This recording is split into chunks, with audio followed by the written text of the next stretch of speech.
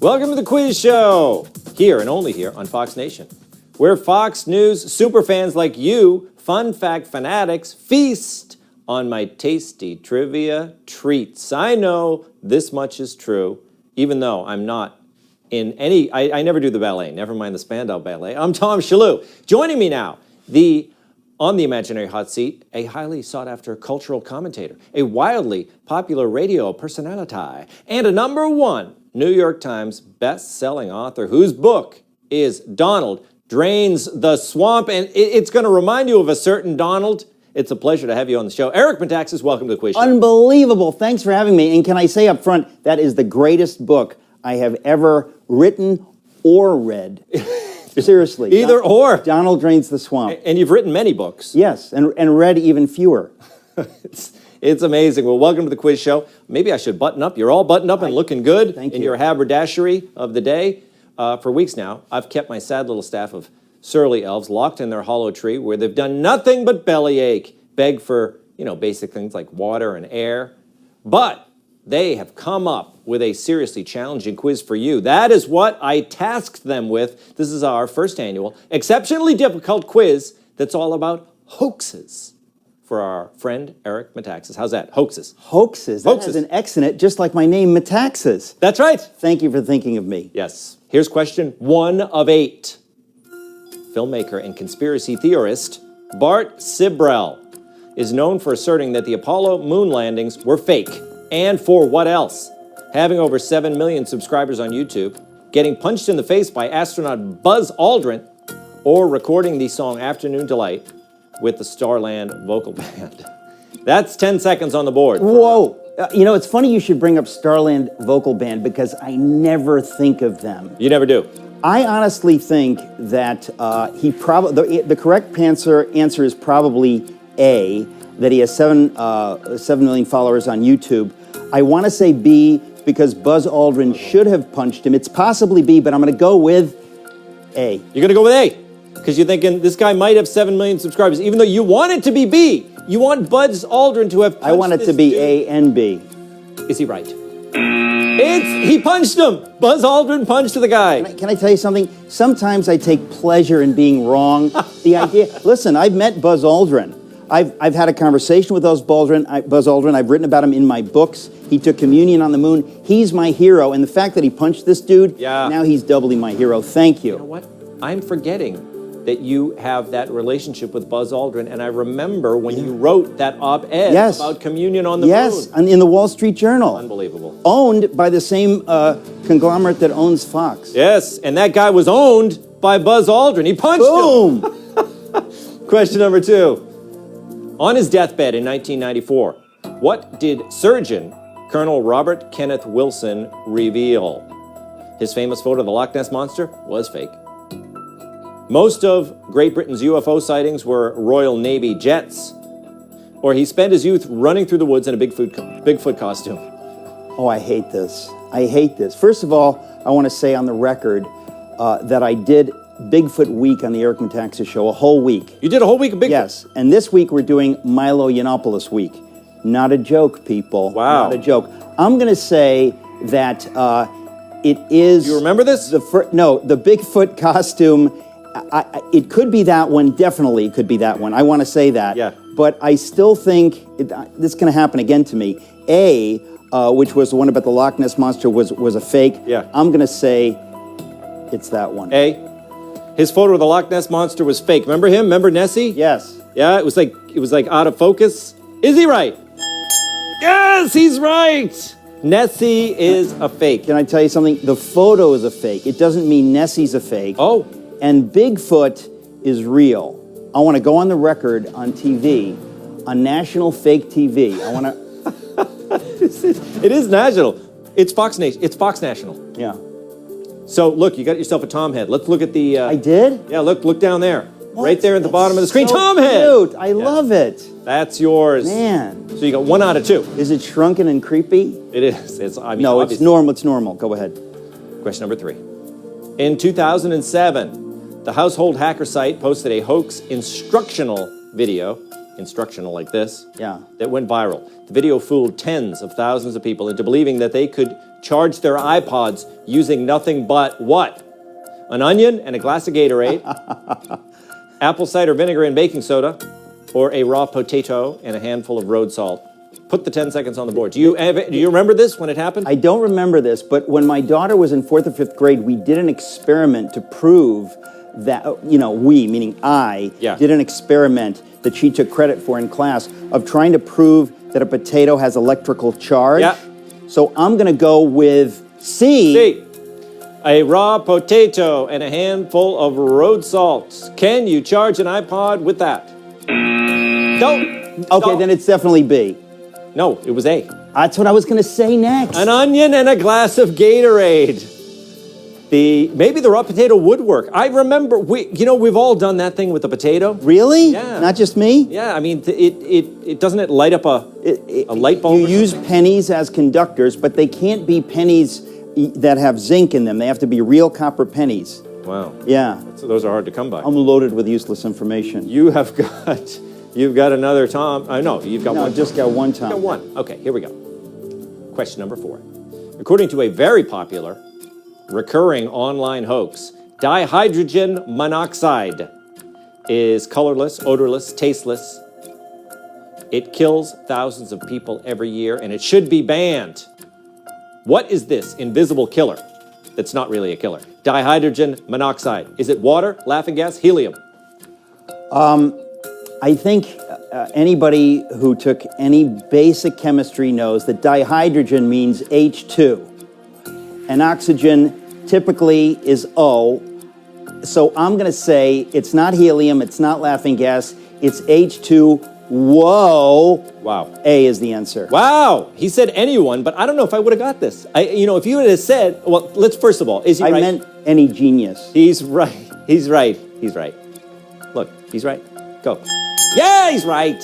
Thank you. As you explained it, I was like, oh, H2O. But I think the long words, dihydrogen monoxide, it would have mixed me up and I would have said one of the gases. Also, when they say kills people, should be banned, they're trying to tip you away. Yeah. But if you have a solid chemistry background, like I don't, you won't be tipped off. You'll just get it. Yeah. Among many others who were fooled by that particular hoax, Yeah. government representatives of New Zealand have expressed support for this ban on several occasions. Yeah. What are you going to do? There we go. You got another Tom head. That's good enough. I mean, no, it's not good. Who could complain with 2 Tom heads? I mean, you're going to be happy if you leave with 2 Tom heads, but there's still some more questions. All right. Question number 5. According to a very fake April Fool's Day article in PC Computing Magazine, where I get all my news, several U.S. senators were supporting a bill to make what illegal? Uploading photos and videos from your phone, going online while eating, or surfing the web drunk. Can you ask the question again? Like, I actually don't remember the question. Should I guess now? It was according to an April Fool's Day article. Yeah. It was described in PC Magazine. An April Fool's Day article. Yeah. This was not this April Fool's Day, but it was a while ago.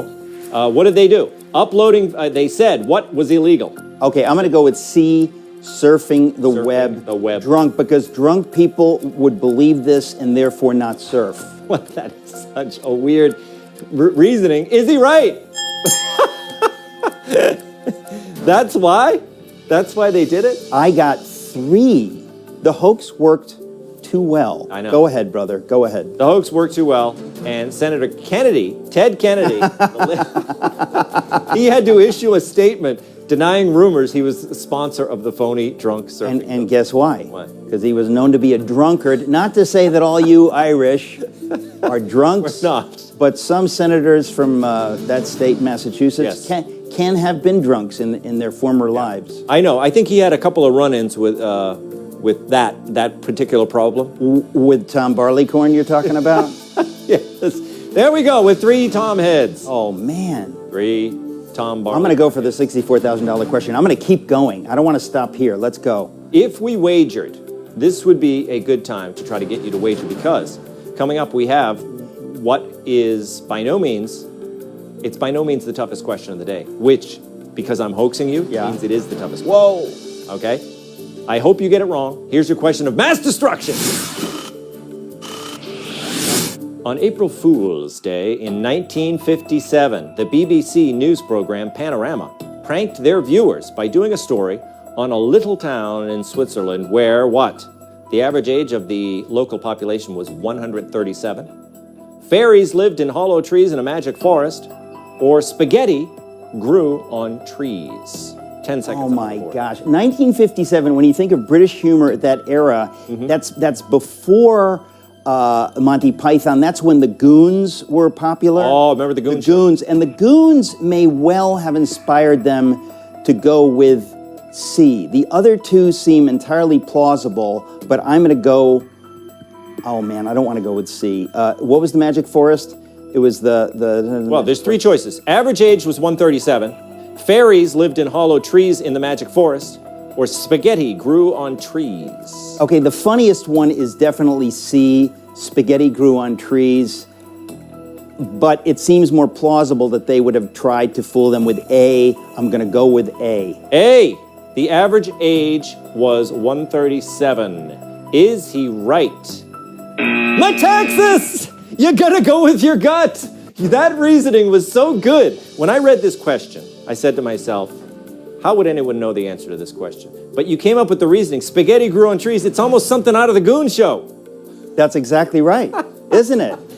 You wanted it to be. Oh my gosh, spaghetti grew on trees. According to that BBC prank news story, there was a robust spaghetti crop that year brought on by a warm spring and the disappearance of the spaghetti weevil.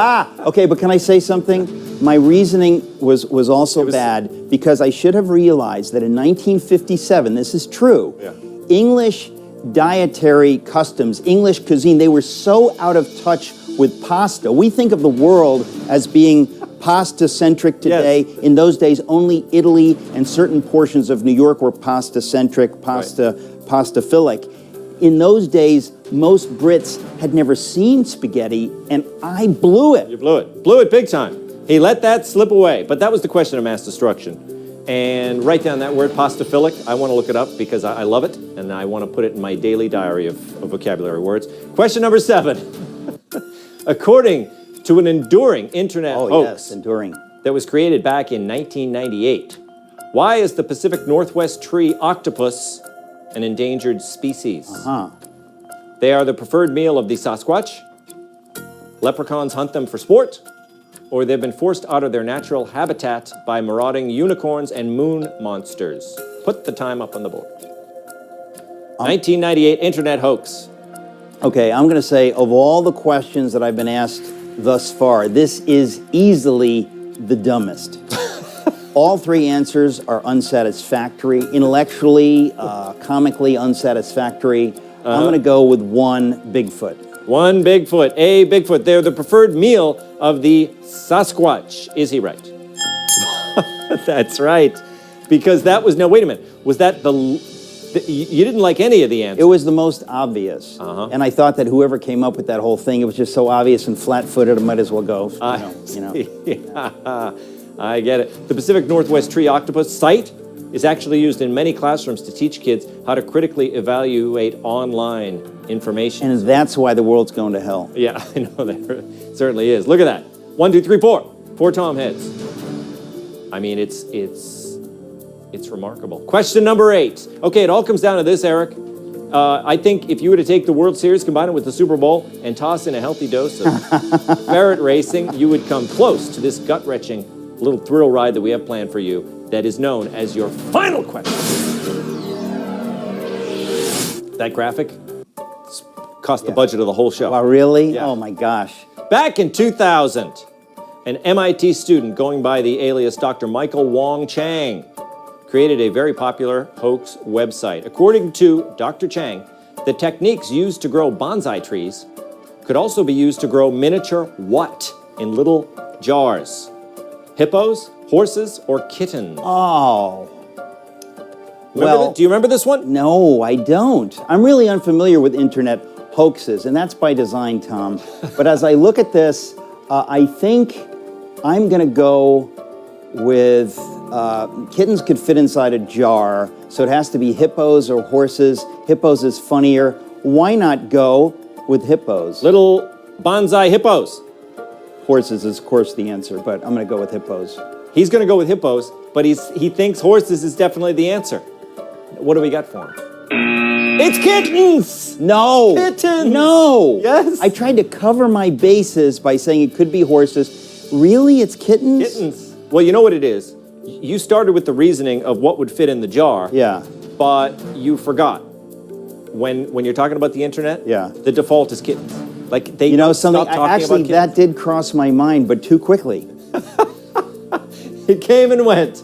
There you go. Look at that final score. It's 4 Tom heads. An impressive score by any stretch of the imagination. Thank you for being here, Eric. That was fantastic. I wish I could say I enjoyed it. Thank you very much. Thank you. You know what? We're going to plug the book again. It's called Donald Drains the Swamp, and it's very funny.